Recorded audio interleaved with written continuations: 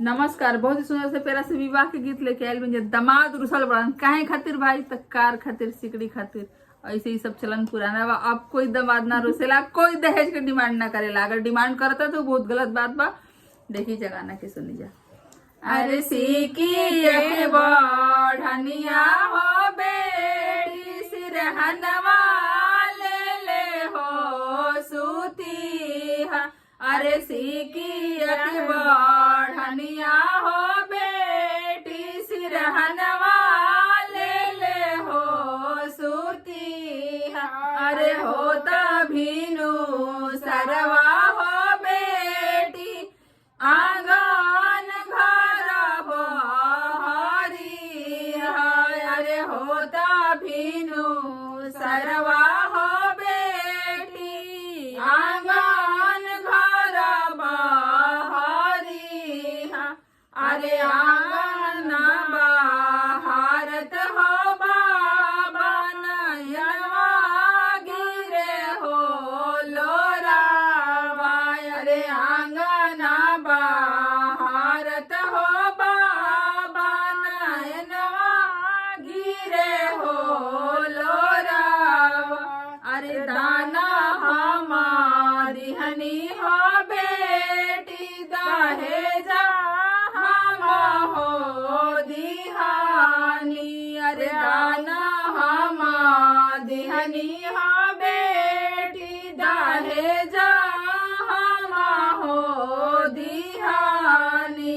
अरे ऐसा सुंदर धियावा विदेश भेजी हो दिहानी।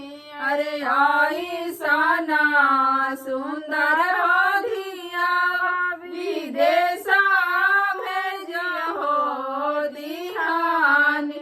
अरे कावाने कारणवा हो बेटी नयनवा ढूरे हो लोरा। अरे कावाना कारणवा हो बेटी नयनवा ढूरे हो लोरा। अरे दाना तू देहला हो पापा दहेजा तू हो दिहाला। अरे दाना तू दिहला पापा दहेजा तू हो दिहाला। अरे के हो करवा के कारण दामादा रूसी हो गईलन।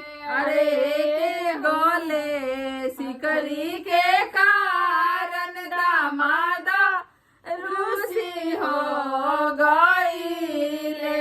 अरे कहीं कारण माई पापा नयनवा ढरे हो लोरावा।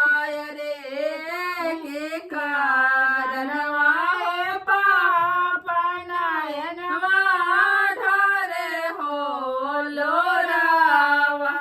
धन्यवाद। अच्छा लगा गाना, अच्छा लगे तो वीडियो के लाइक करी जा, शेयर करी जा, सब्सक्राइब भी करी जा। सबसे पहले सब्सक्राइब कर दीजा, ओकरा बाद गीत सुन लीजा। धन्यवाद।